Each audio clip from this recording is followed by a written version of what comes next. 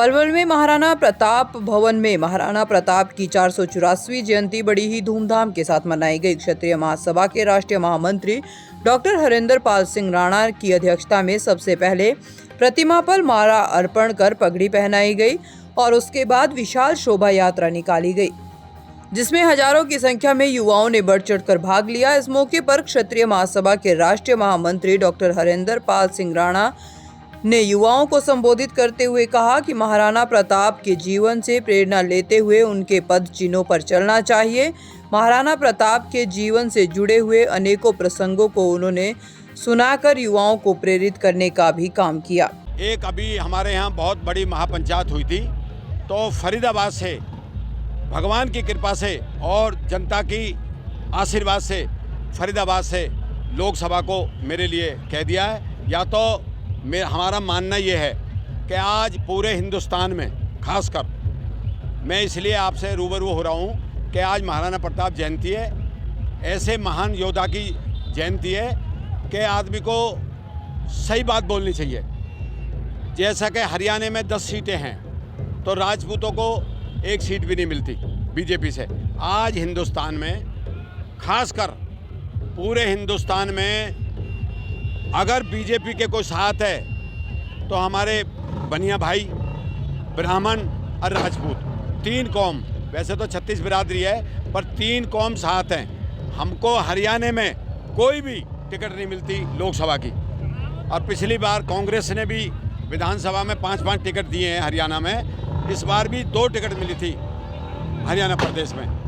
तो मेरी आपके माध्यम से मांग है हमारे राष्ट्रीय अध्यक्ष से और मोदी जी से और हरियाणा के जो मुख्यमंत्री हैं मनोहर लाल खट्टर जी से कि खासकर हरियाणा का ध्यान रखा जाए, अन्य हरियाणा का राजपूत, मैं आपके माध्यम से कह रहा हूँ, चेत छिटक जाएगा बीजेपी से। कार्यक्रम में मुख्य अतिथि के रूप में पहुंचे भाजपा किसान मोर्चा राष्ट्रीय कार्यकारिणी के पूर्व सदस्य किशन ठाकुर ने महाराणा प्रताप के पद चिन्हों पर चलने का आह्वान किया। तो वहीं इस दौरान उन्होंने कहा कि भारतीय जनता पार्टी को पूर्ण रूप से समर्थन करने वाले क्षत्रिय समाज, अग्रवाल समाज और ब्राह्मण समाज के लोग हैं, लेकिन भारतीय जनता पार्टी क्षत्रिय समाज की हमेशा अनदेखी करती है। उन्होंने कहा कि आगामी लोकसभा चुनाव में यदि भारतीय जनता पार्टी ने क्षत्रिय समाज को हरियाणा में 10 में से कोई भी टिकट अगर नहीं दी तो क्षत्रिय समाज भारतीय जनता पार्टी से दूर हो जाएगा। महाराणा प्रताप जी का आज 484वां जन्म दिवस है और यह जन्म दिवस यहाँ पलवल के महाराणा प्रताप भवन पर बड़े धूमधाम से मनाया जा रहा है। सुबह हमने 10 बजे करीब यहाँ पर हवन किया था।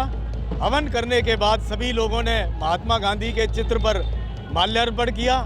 उसके बाद महाराणा प्रताप जी की जीवनी के बारे में विस्तार से बताया गया और लोगों ने उसके बाद महाराणा प्रताप जी को अपनी श्रद्धांजलि अर्पित की। अब इस समय जैसा कि हर वर्ष होता है और जो महापुरुष होते हैं उनका जन्मदिन जिस दिन मनाया जाता है जन्मदिन, उसके साथ साथ में शोभा यात्रा भी निकाली जाती है। अभी हाल में जो ब्राह्मण सभा ने परशुराम जी को लेकर भी निकाली थी और हमारे वाल्मीकि समाज के लोगों ने भीमराव अम्बेडकर जी की भी शोभा यात्रा निकाली थी। तो पलवल का इतना सौहार्दपूर्ण माहौल है कि किसी भी महापुरुष की जो शोभा यात्रा निकलती है उसमें सर्व समाज के लोग यहाँ पर इकट्ठे होते हैं और सर्व समाज ये संदेश देना चाहता है कि जो ये महापुरुष होते हैं किसी एक जाति से बंधे नहीं होते, ये समाज के होते हैं और सब समाज इसमें शामिल होकर इस शोभा यात्रा को हम आगे बढ़ा रहे हैं। शोभा यात्रा कहाँ से कहाँ तक जाएगी? यहाँ से शोभा यात्रा महाराणा प्रताप से प्रारंभ होगी और यहाँ से निकलते हुए सरकारी हॉस्पिटल पे जाएगी, मीनार गेट पर जाएगी, मीनार गेट से होते हुए कमेटी चौक और वहाँ से जब महाराणा प्रताप चौक पर जो महाराणा प्रताप जो गेट बना हुआ है वहाँ जाकर इसकी समाप्ति हो जाएगी। दैनिक सवेरा के लिए पलवल से गुरुदत्त गर्ग की रिपोर्ट।